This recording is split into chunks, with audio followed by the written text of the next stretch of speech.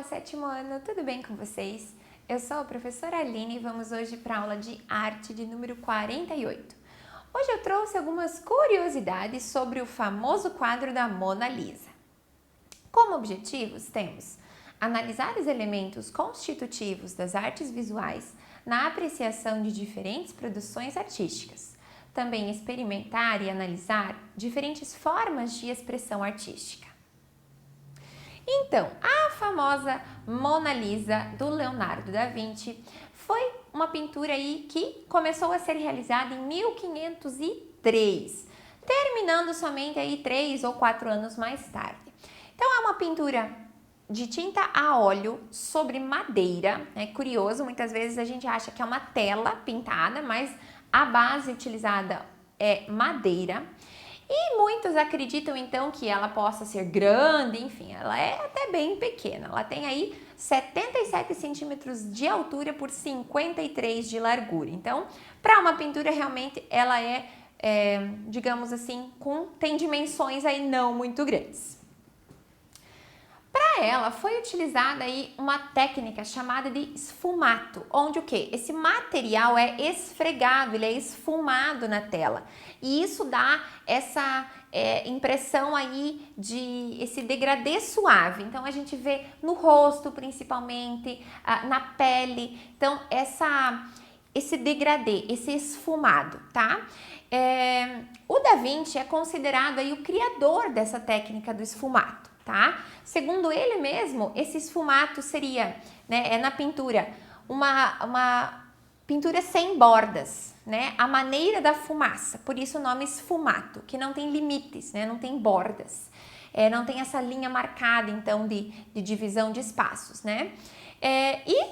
Através dessa técnica do esfumato, o Da Vinci, então, procurou demonstrar a perfeição e o equilíbrio das formas e das cores. Então, é um retrato muito natural que traz todos esses tons, então, que a gente tem na pele. Não é uma pintura marcada, né, delimitada. Ele traz todo esse esfumato, esse degradê, então, para Mona Lisa.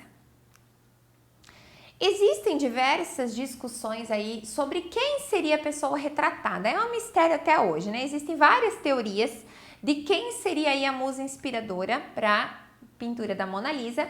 Alguns acreditam até ser um autorretrato do próprio Da Vinci. Alguns outros, então, acreditam que a figura retratada é Isabel de Aragão, a duquesa de Milão. Então, há várias teorias, quem sabe, né? Não existem aí documentos que registrem quem seria, então, a famosa Mona Lisa.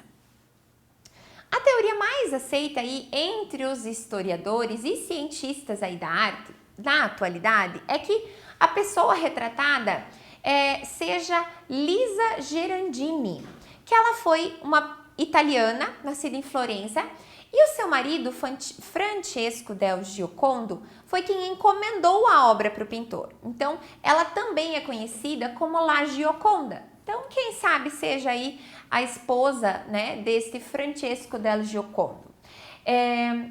Ali nós temos na imagem uma outra visão, então, da Lisa, aqui sim, da Lisa Gerardini, num desenho a lápis e carvão que foi atribuído ao Da Vinci. Então, realmente há semelhança, né? Esse seria um retrato da Lisa e, pela até semelhança do nome, enfim, há estudos super técnicos acerca disso, mas atribuem esse rascunho, então, esse esboço a lápis e carvão ao Da Vinci. E se nós observarmos, há bastante semelhança, né, na postura, na posição, então, com esse esboço da Lisa.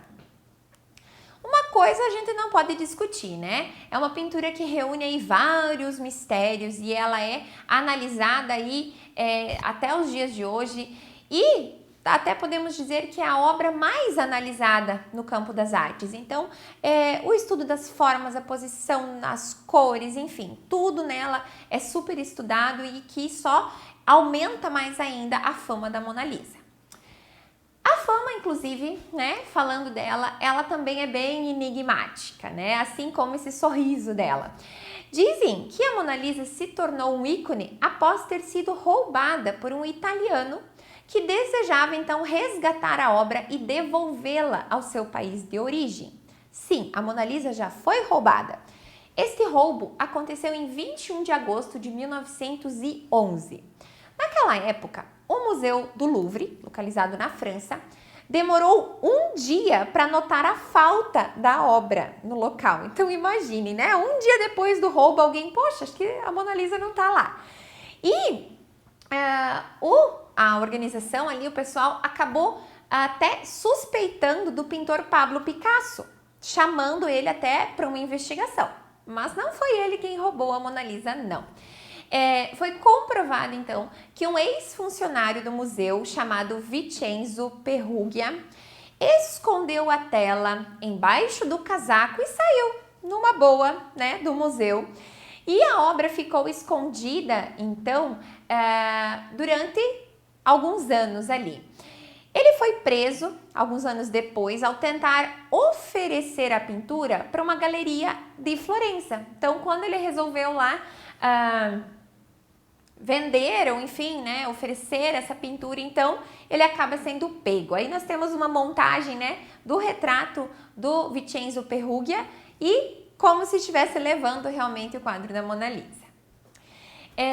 O Peruggia, então, ele disse que o roubo, né, que roubou a pintura, porque ele achava mais correto ela pertencer, então, ao museu italiano e não a um francês, né, porque o Louvre é localizado na França. E então ele resolveu, digamos assim, vou levar para um museu lá da Itália. Mas, enfim, né, foi um roubo. Temos até um registro aí policial do próprio Vincenzo, então, de 1909. A obra, ela não pode ser vendida, né? Ali a gente tem o tamanho real dela, a gente vê que não é uma pintura grande, né? Olha que interessante, a Mona Lisa, ela não pode ser vendida ou leiloada por causa de uma lei de proteção, então, do patrimônio francês.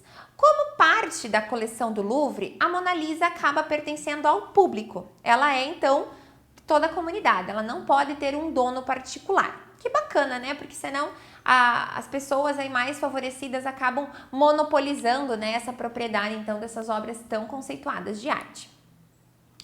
Outro enigma é também a posição do braço direito, né, dos braços dela. Foi a primeira vez na história aí da arte que uma pintura retratou essa posição dos braços.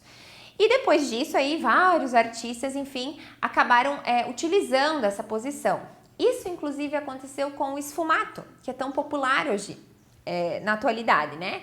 Então esse degradê, esse ato de esfumar a pintura começou com Da Vinci, mas veio aí e está super em alta até os dias de hoje, né? Conferindo aí essa profundidade, esse realismo, então, para a pintura.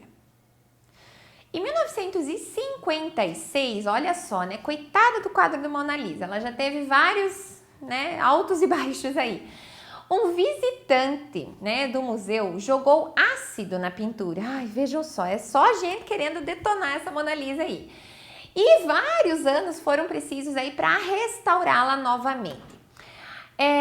A última vez que a obra deixou o museu, que ela foi exposta em outro lugar, então, foi em 1974, quando ela foi exibida no Japão.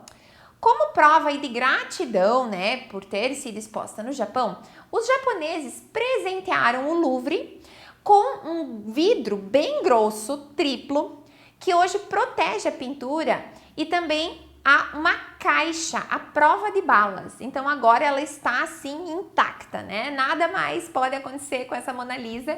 Então ela está super protegida nessa estrutura. Muito bem, assim conhecemos algumas curiosidades sobre uma obra tão famosa, tão falada, mas que há detalhes que muitas vezes né, nós não paramos para pesquisar, para observar e para ver, por exemplo, que a Mona Lisa já foi roubada, já teve aí alguns atentados, né, de querer estragá-la. Então, assim, finalizamos mais uma aula de arte. Um abraço e até a próxima!